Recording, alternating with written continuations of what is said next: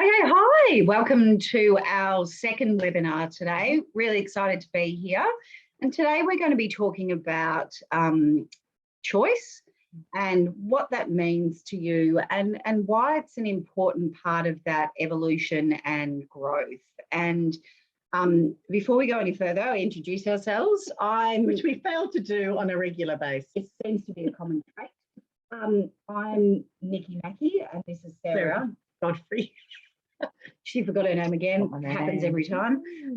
And Sarah's just going to run through a little bit more because, you know, choice can mean so many things, but what does it mean on this occasion? Yeah, for us at Aware, one of the, as a mindset coaching tool, which is what we have built, we're really looking at choices being a process of self-determination. So it's about giving life meaning to why we do things, our actions and our behaviours.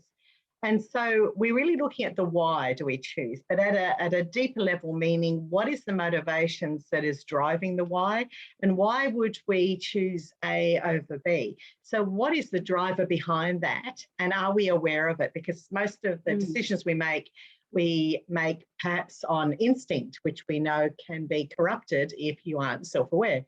So choice for us is about free will, about deciding your fate, deciding your destiny, but having the awareness and the insight and intelligence to make the choice knowingly. So it's not just, I felt it was good at the time, or I was basing it on previous decisions or history. So yeah, choice is really about how do we become aware and make choices that are right for us now and in the future. Yeah, and I think the really important part of that as well is about its longevity. I mean, the whole essence of our Aware program is to take you from where you are now, no matter where that is, and take you forward to that, the new habits that resonate as natural for you. Because that's been, you know, from our experience, that's the difference between, you know, that exploration of self and your growth path, but why doesn't it stick? Yeah. And choice is about creating capability and ingrained function to create your own level of self-determination, but also self-rationalizing. And, you know, we were talking with one of our podcast guests, Amy O'Neill. She was fantastic. And Amy O'Neill, you know, survivor of the Boston bombing. And she talked about the concept and the thing when we asked her about who really helped her on that journey and what resonated with her to create her new self. It was talking about that you can't really describe what's absent. That's what choice is, and that's our outcome that we're looking to create for you, is to identify what those gaps are of what you don't know is absent, and hence holding you back from being self-realized, self-evaluating, and having the capacity to objectively rationalize what becomes your radar, your non-negotiables, your move forward. Yeah, definitely. One of the things also we're discovering in the podcast is why we've built Aware is it often takes a cataclysmic moment to get aware, you know, where you're running along life and you think everything's great and you like the version you are, and all of a sudden you hit a wall, be it a great traumatic event or a life-changing event, and suddenly you realise that that version of you is quite superficial. It was the version you had that made you content in terms of I didn't have to push myself or look at my deep, dark secrets. So our coaching tools, our mindset development tools, are that cataclysmic event. We want to, instead of you having to go through a traumatic moment to learn, we want to create the learning in a safer and definitely more constructive and happier way. Yeah, and I think it's taking that sense of bringing forward what our current identity is and our future capacity as an identity. Where are those gaps without having to hit a brick wall to find them? So this is really warm. We're a cuddly wall, and the cuddly wall is about creating the sense and the acknowledgement without having to, as Sarah said, go through the catastrophic explosion of your emotions, your sense of feeling out of control. That's really what it is. And, you know, what we thought that we'd do is share our slides with you today. And by sharing them, really run through with you a little bit more about choice and, sorry, techno silly right here. Whoever thought I could say that Sarah was more technologically sound than me is quite surprising. So if we, you know, look at, she's just, there you go, is what is choice really? You know, choice is really, and some of you may have looked at the topic and said, when giving up is a good thing. So this is when you do our quiz, and if choice is your score, the free quiz that we'll put a link up halfway through. This is around the skills sheet you'll get. It's just one of the 60, 80 we've developed. And this one is just a trial one, just to show you and give you a sample of what we do and how we do it. So for you, if you've got choice, you'll be getting a skill sheet, which is called When Giving Up is a Good Thing. And it's, you know, we've had interesting feedback because people have said, well, giving up indicates some sort of loss. So what we want to really talk, and again, go back to that point about without the catastrophe, why giving up is also a release. And it's that opportunity to realise those hidden things that we actually aren't aware of, what we actually don't know. So choice when giving up is a good thing really resonates back to that.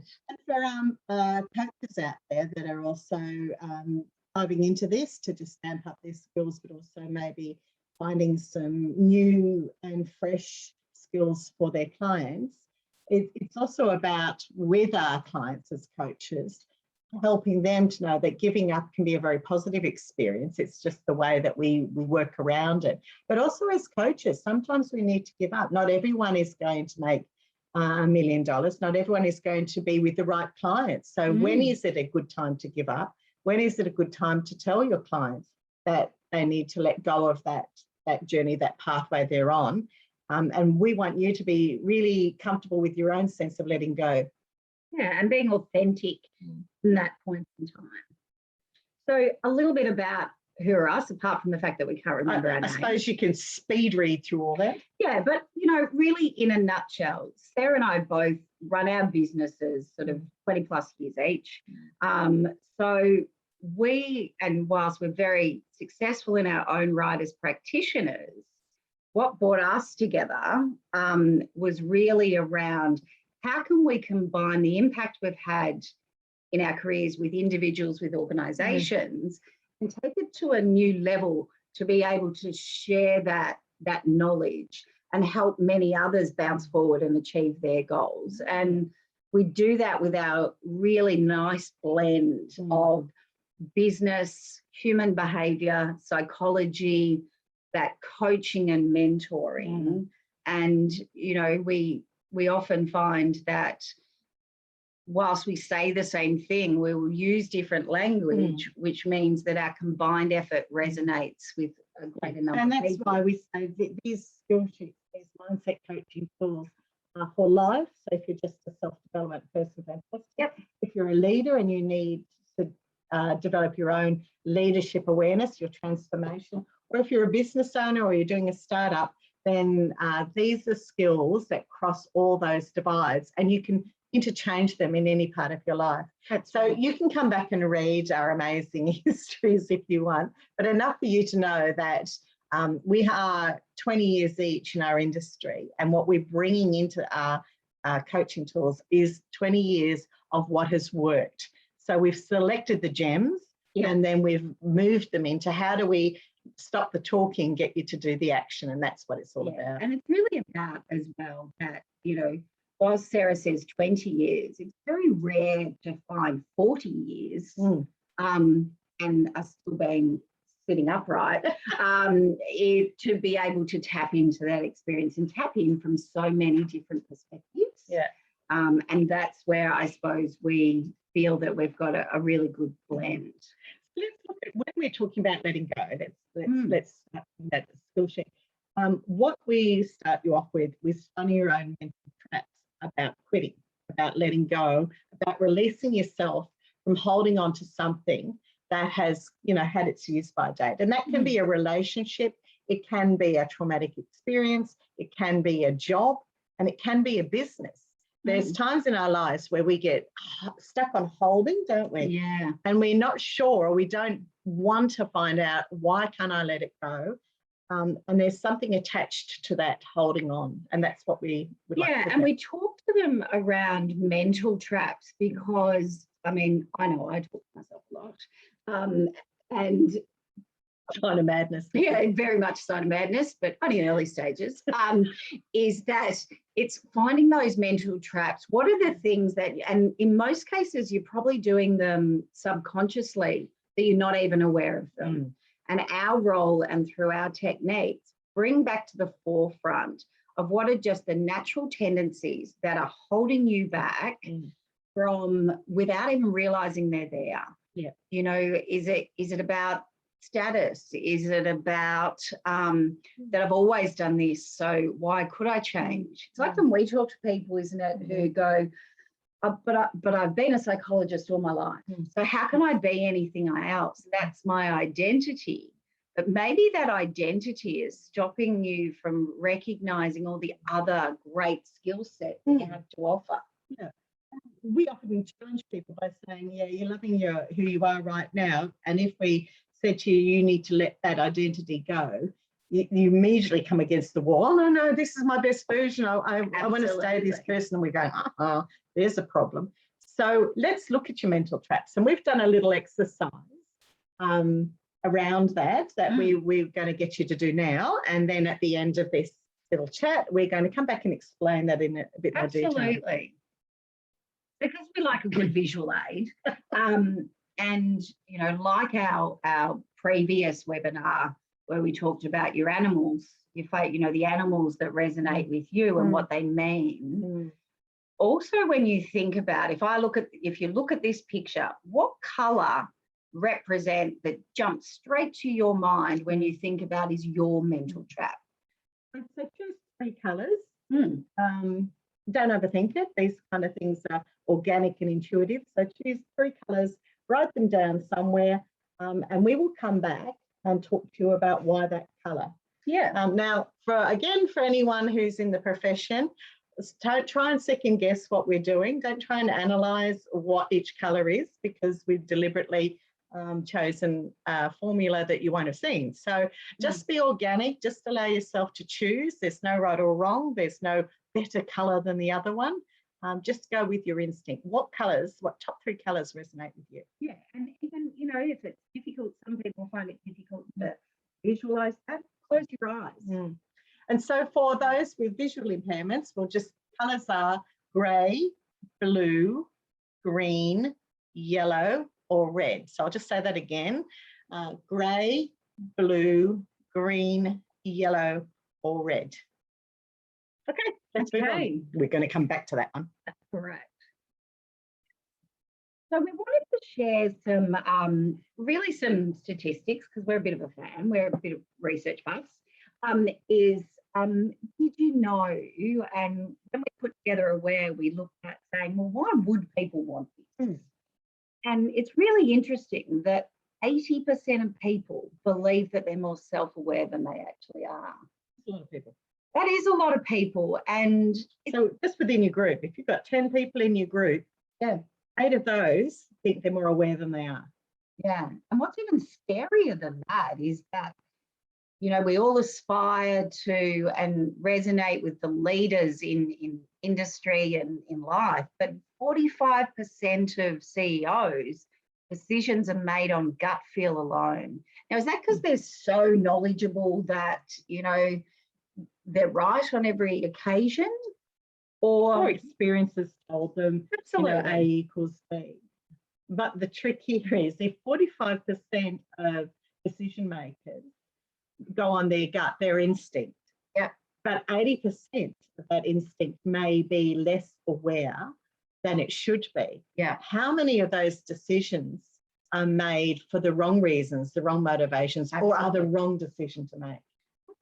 That's And this is that gap. This is where our strategy is about uncovering, so you can be in that 20%, and that 80% of people that believe they're more self-aware, that shrinks. Yeah. Let's get 80% of people. That's our mission. That's our mission. We'll go for 50%. We're not greedy, but we want to shift that. And for those that, are engaged with aware, that's what you get.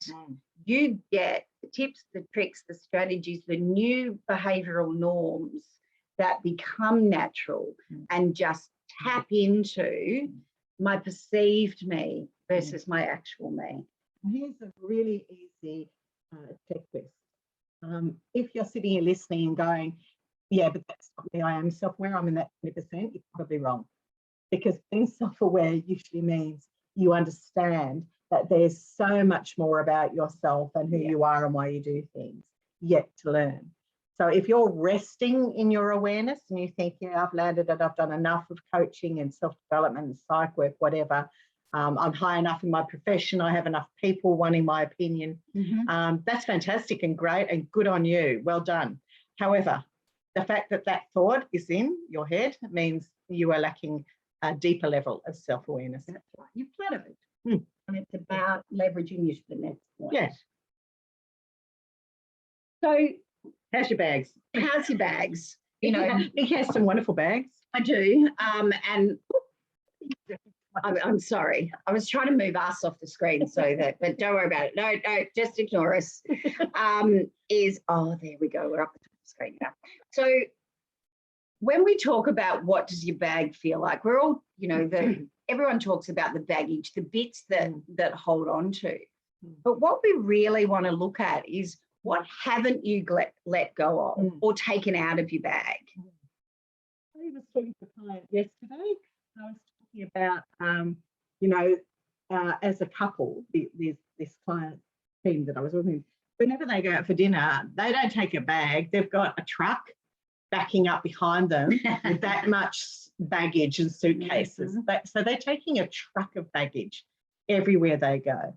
So when we're talking about choice, and when we're talking about letting go, we're really thinking about putting that bag down. Yeah. Or handing it to someone, or even looking at yourself and opening the bag and going, okay, really, I'm carrying this all around. What bits, what old undies can I chuck out? What is in my bag that I keep taking around, which is causing that heaviness and that blockage to let go and move on? Yeah, and I think, and then in looking at that, how has it limited you? How has it made you feel? What side effects? And what have you missed out as a result? And we thought, and during this, please feel free to put chats, put comments in, and, we'll be interacting with you throughout the whole process and beyond. Yeah. But we thought we might share, a couple of our own stories. Why not? It's not just talk the talk, walk the walk. Absolutely. Nikki, tell me about your bags. Okay, so my bags, apart from the fact that they run the same obsession basis as my shoe fetish, is what I haven't taken out of my bag and let go of is that I call myself a perfectionist, even though everyone who knows me knows my attention to detail is not great. But perfection in the impression I create, perfection in the persona of who I am. So last session, we talked about what animal are we? And mine was giraffe. So I wanted to have that stature all the time. But what I haven't let go of is recognizing that being human is okay. And so for me, that's what I haven't let go of. And it's limited me because then if I've given constructive feedback or criticism, I take it so to heart, and it's as if my core has been rocked, and I lose my confidence, and then my performance doesn't reflect it. So the side effects are that I've experienced is that like someone's come up and taken my legs out from under me, and therefore I've missed a learning opportunity and missed and devalued relationships. Yeah. And that's how, I would She is an incredible perfectionist, but aware of it. Aware of it, but that does, just because I'm aware of it, what I've had to learn is strategies and how it pops out. Yeah, in the most unexpected time. And how do I let it go? Yeah. And then that's still our work in progress. And of course, these aren't miracle cures here. These are about working on ourselves as human beings, and that growth, which is a lovely, subtle, continual process. Yeah. And what now? That's enough about me. What about Sarah? Sarah, what's Sarah's my baggage? I've got loads, and I'm not going to share every single suitcase with you, but I definitely have unrelenting standards. And part of that is, I think, a compensation thing that even though I knew I was smart, I can be a bit dorky and silly, and people often mistake that for not being intelligent. So my unrelenting standards is a part of that baggage. And it means that I'm never happy with what I produce. So I always believe that I could have done it better. I could have put more into it. I'm definitely a type A personality in that I can never stop working. Yeah. And I always think of things and I look at it and stuff that I've written, I've gone, oh, you should have done this, you should have done that. It limits me because finding downtime is difficult for me. My family, turning off is hard. My family would tell you that I'm constantly working on something, and the side effects are well, I'm so busy working on things I probably neglect my physical health. Like I hate exercising and stuff like that. I find neither of us would exercise even if we had time. But I find working intellectually more stimulating than working physically. Yes. And I use that as an excuse sometimes. Yep. And so what I miss, or what I am losing from not letting go of my unrelenting standards, is probably time with friends, time with family, downtime, playing a game of golf, and getting fit. Yeah, and I think, again, I would 100% agree is that, and it's probably why, that our partnership has come together as well, is that a common trait is, and what has helped our development is that we're both also very, as a result of knowing, owning and identifying our baggage, what we're able to do is then in good conscience really test each other on that and call each other out as to, you know what, you fell back into that trap. Yeah. So let me pull you back out and remind you that the baggage can just be a nice bag. It doesn't have to be the weight that pulls you down. And that's really part of it. Letting go of it means, it's not just about the baggage. Oh, right, I won't have unrelenting standards. Certainly as a psychologist, I have to in my career. Otherwise, things can go terribly wrong. Yeah. But it really is about letting go of the guilt about that, letting go of the shame about, that I couldn't get to see a friend this week because I was busy developing, new slides. It's really about saying I'm acknowledging it, I am aware of it, and now the choice is, what do I want to do with that? It's a consciousness of choice, of digging in and going, that's my baggage. The choice now is, do I want to keep piling stuff in that bag, or do I want to start taking things out? Yeah. And that's what we're talking about, choice. Choice is that self-determining idea of, what am I really doing here? Just let's put the brake on and think, what is the purpose and what is the next choice? How do I let go? Yeah, because, baggage, like every aspect of us, good, bad and ugly, is that it has a role to play. It's just how dominant that role is. Yeah. And, so it really probably takes us to our next point, which is about, I'm sure, I know when I read through these, I, had put a few ticks next to it, of talking about, have you ever had a relationship that you can't let go of? Who hasn't? Yeah, who hasn't exactly. Sat there going, that was the love of my life, or, I don't want it to end, even though it's not going to work because the person doesn't want to be with you anymore. Yeah, absolutely. Or a betrayal that happened to you. It's a tough one for me, that one. Yeah, she's not quite as good as me. But also there's vulnerabilities of, sometimes a betrayal, letting go of it so quickly doesn't allow you to actually acknowledge the impact of it. So it's both ways. You either could let it go without looking at it, or you hold on to it for so long, it's like putting you in a straitjacket. Yeah. Um, An embarrassing moment in public. I hope that goes many of those. yeah, me too. Things to do that with some level of frequency that is. I think it's embarrassing. I think it's frequency, because it happens so often. Is that, but again, and you'll see it through every time you talk to us. Yeah. We'll put the bloopers on. That's our letting go. That's correct, but we don't judge our mistakes. We have a laugh. We're not always serious, because being not serious all the time doesn't make us any less knowledgeable. But that's taken a long time, because originally probably it was a bit of our defense mechanism, wasn't it?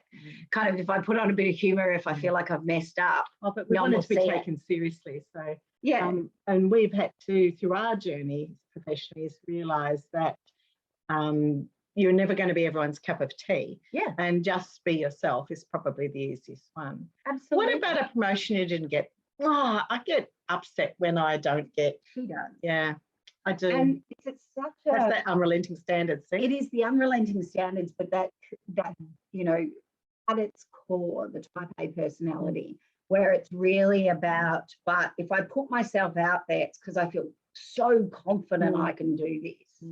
So when you don't get it, and even more importantly, which happens so much in recruitment processes, you know, is that when you don't get feedback, it becomes unresolved. So it just kind of sits there, and why? The why, when you can't explain the why, then you devalue yourself. And what about the job that you stayed in that made you unhappy? How many of you have stayed in a job that's unhappy, unaware of how you can let it go, or how you let go of the unhappiness in the job? Yeah. Because you can be in a job and find happiness. That's a choice. That's a way of looking at the world differently. Or an idea that you're going to make millions. Oh, yeah. I can't believe if you actually follow Instagram, there's not one person on there that isn't apparently going to make six figures and millions. I'm not sure that's real somehow. Yeah, and I think again, it's looking at the why, and that's what choice is about. How do I have a methodology and a framework to go? And you know, in my case, I have my little voice, and she's called Nicole. Everyone meets her all the time. Nicole is that judgment, and so rather than go away, Nicole, I've given her a job. And her job is actually to question me. And that's what, you know, it's great. We all have ideas, but not every one of us are going to make millions. No, and again, letting go. You might not be a millionaire. You might not have a shaking idea or business, so that you can focus on where you should be and what you can deliver out there to the global community. Yeah, because we put value on dollars, and reality is, yes, everyone, you know, money makes the world go round. But it's breaking that perception that money guarantees happiness. Do you do that? Yes, probably less now, but absolutely I still do it. You know, it's like Einstein, you know, the insanity of ideas is doing the same thing over and over again and expecting something different. A mentor of mine who's unfortunately no longer with us, that was on his wall. It was his favorite go-to, and all my life it has resonated with me, because you know, I do it as a parent, do use it as an example, do it in business, but doing the same and expecting it to be different, it's never going to happen. I reckon I'm pretty good at letting go. Like if it's not working, I'll give it a shot, and then I'll go, that's enough. The investment's enough now. It's time to adapt it, change it, or let it go. And that also probably stems to as well is a characteristic of Sarah I may share with you, which is that she's slightly impatient. Me? I know that that's surprising, as am I, but I never I'm thought really impatient. But I never thought I could be topped on my level of impatience. Well, Sarah has mastered it. Is that sometimes we also let go too early. We don't allow things to resonate. She's She's giving me a secret message there.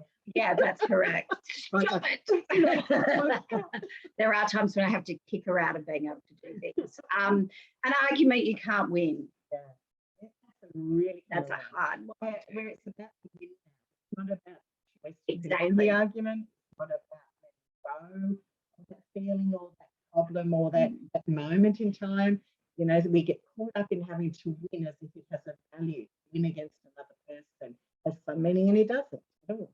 No, I've got a belief that can't about yourself. Yeah, I think that's really hard because it resonates with that, you know, external image of yourself and the perception of yourself, but also how we've been brought up. You know, it's influenced by so many people that unpacking it, you know, is a lifetime exercise. But again, it's recognizing where it came from to be able to determine its ongoing value.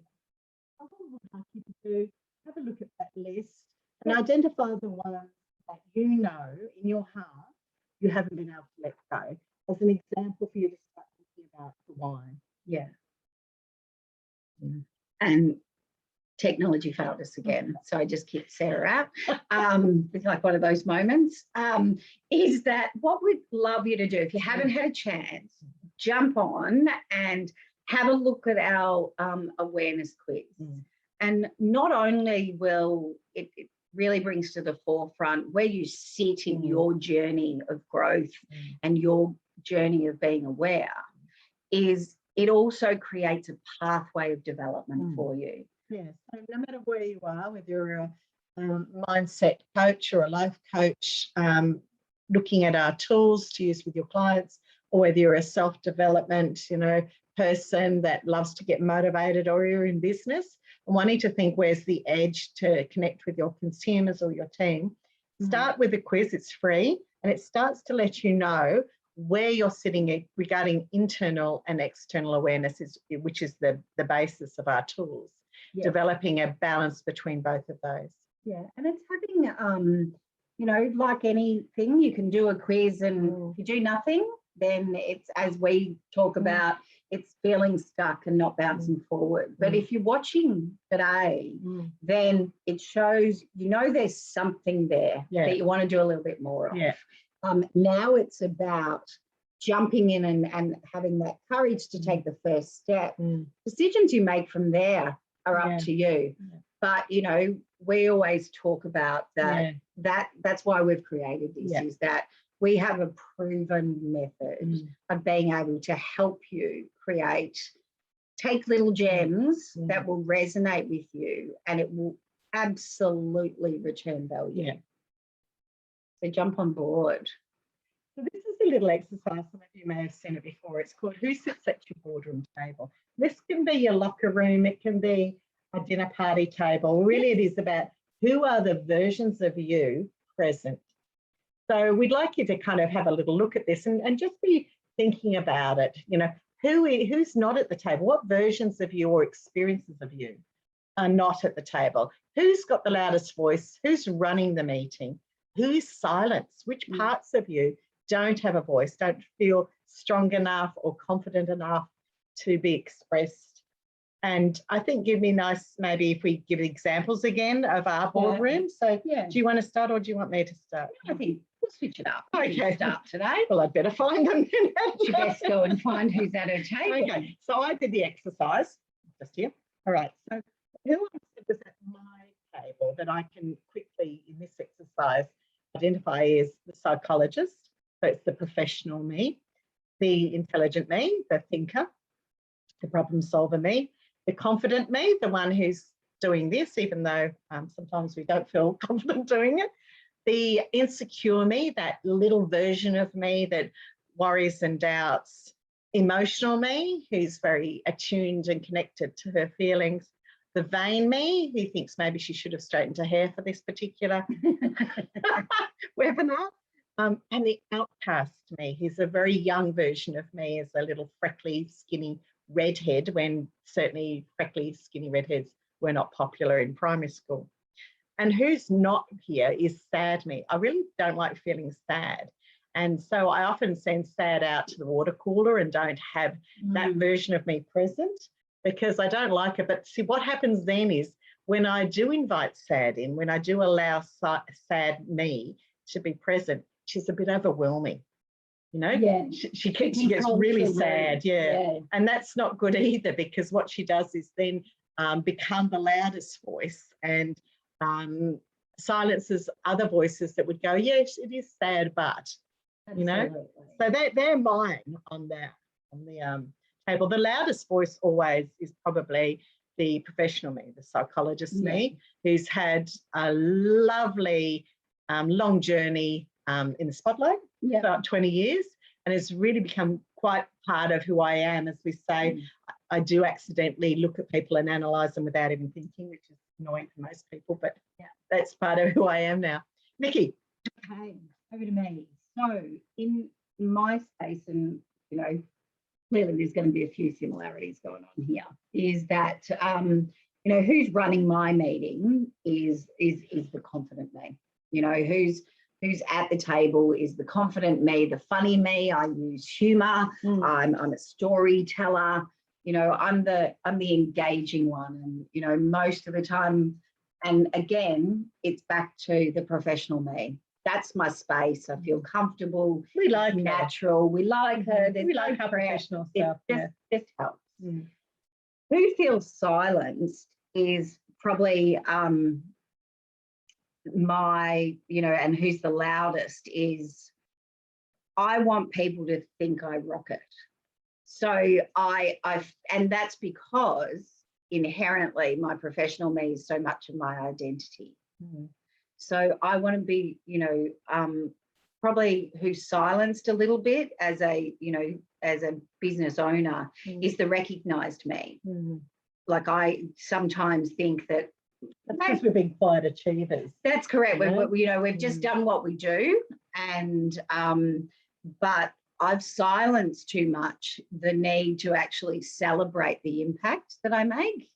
And I think that's, you know, that silence needs to get up there and talk out a little bit more. That's right. And you know, when we decided to do a web but also do our podcast, it's like, really, like we know that we know stuff, but it was us letting go of training, which is be quite achievers, not to put everything we did on social media, not to get clients to do testimonials. That's been really a challenge. It has, because we've always put that side of us on the back burner. But who's the loudest is my intelligence, my compassion, my creativity and problem solving. It's quite a team. It is, like it's a powerful team when they're all on point. But who's absent is my vulnerable me. I hide my vulnerable me. So lovely. I have such a, you know, and I've always talked about it, is that, you know, and I try and teach people is around the time to have your poker face. So I'm learning and extending beyond my safe circle of friends, the vulnerable me. And allowing her to come out and give her permission to say it's okay. So the boardroom really is about what parts of you don't like and what damage they do by not being present and not being acknowledged and not being managed or supported by the stronger parts of yourself. So that's one of the exercises that we're going to a lot more detail about on the skill sheet for choice.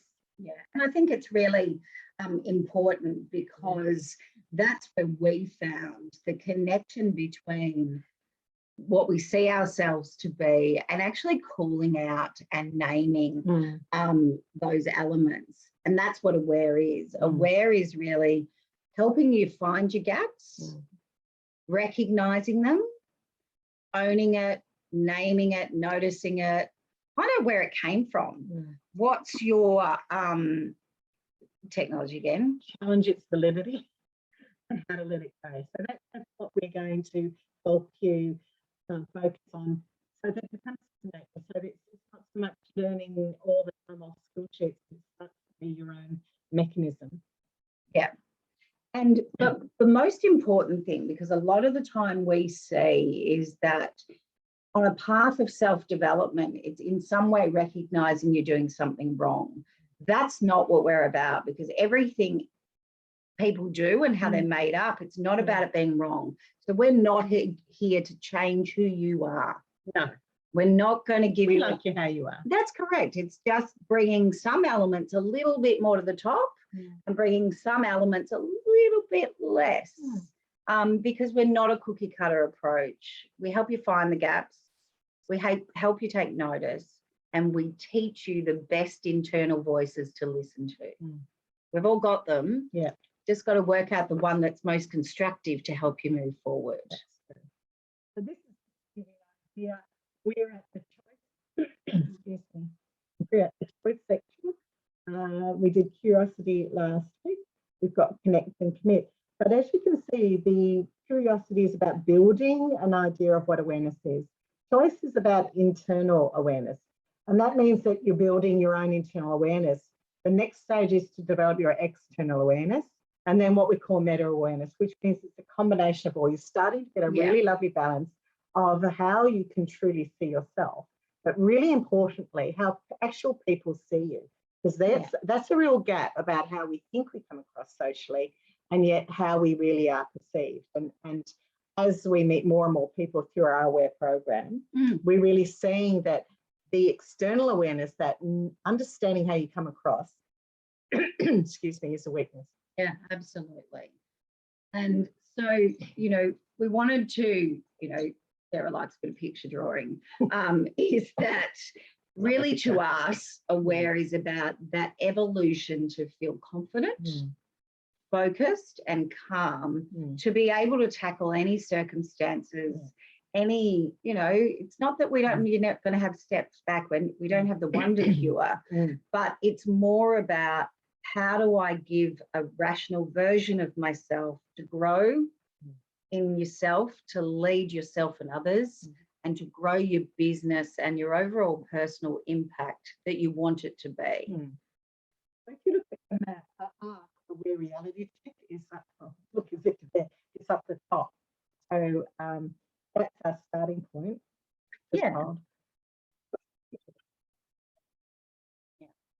And when you look at that that arc, it's like, well, what does Aware really mean? Is that doing the free quiz helps kind of pinpoint where you are today.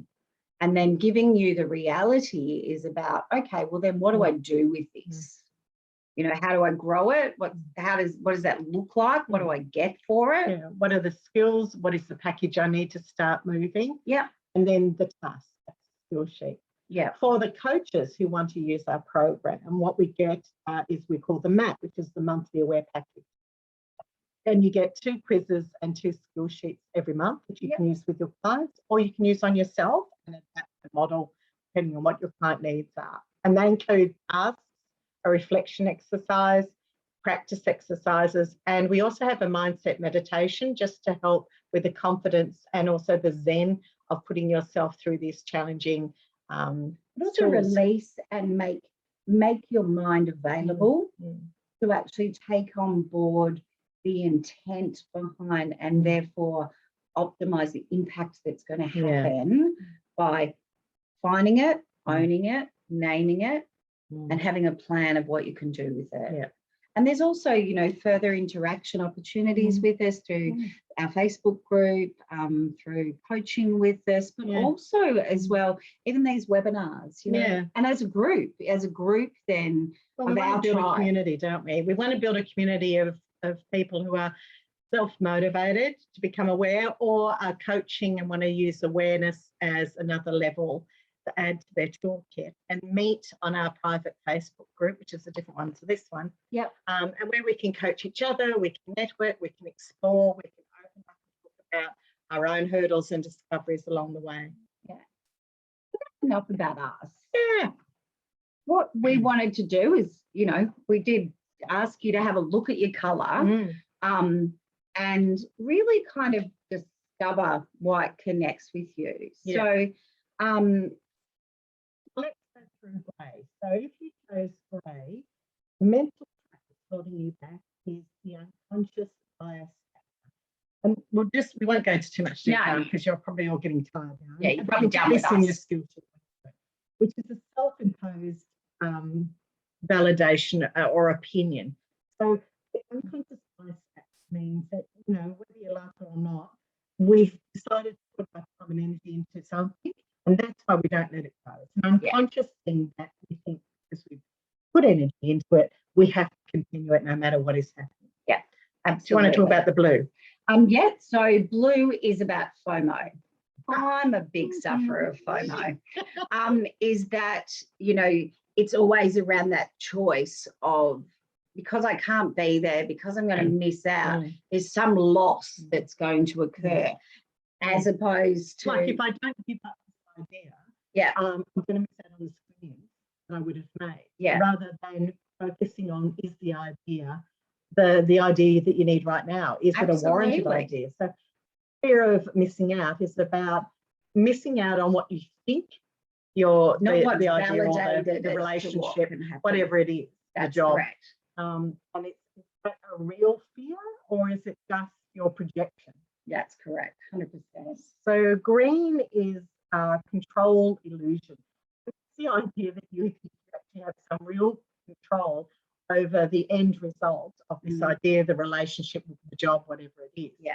And it's the illusion that if I keep putting mechanisms around it, or I keep trying harder, that I can control the outcome. And again, that's not listening to the reality of what's going on, the fact that other issues, people have a value or a say in the end result as well. Yeah. And I think, you know, the yellow is very much around protecting our esteem. You know, this is that ego-driven, protecting those vulnerabilities that, you know, if I just take a big deep breath, put my chest out, you know what, I can suck it up, I can move through this. And failing, it's that sense of letting go means, instead of decisions, let go of that relationship, job, business, what I do, whatever it is.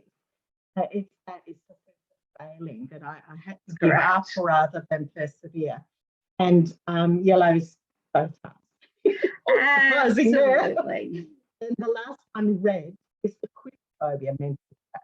And that is when we don't let go because we have ideas or concepts about what a quitter is. And again, the skill sheet goes into that, you know, in a much deeper level about where and why we feel that quitting has such bad connotations. Absolutely. When letting go or quitting a bad idea or a bad relationship is actually incredibly healthy for us and very positive, and creates space and time and gap to do something else. That's correct. Every one of these has an opportunity attached to it.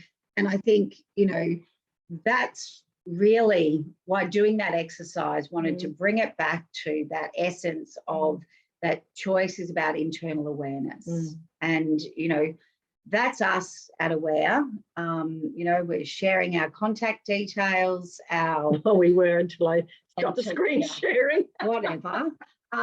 Is that, you know, we're so blessed to have you with us today. And as you can see, this is something we are passionate about, but we're also very, you know, we're raw and we're authentic and we're honest about this because we're asking that of you. So we're asking you to show up and